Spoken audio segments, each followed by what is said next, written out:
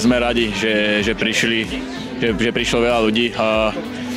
Je to tá podpora po sezóne. Škoda, že sa to končí tak skoro, ale sme radi, že prišli na túto rozhodčkovú autogramiádu. Strašne si toho vážime, že máme tolik fanoušků.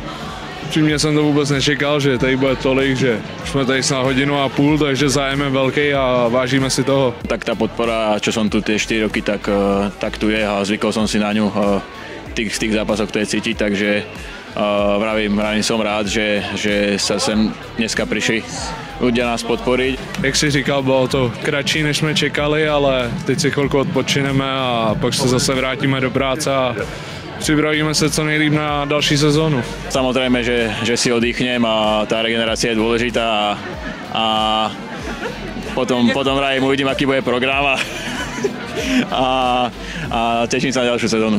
Díky moc. Ďakujem aj ja.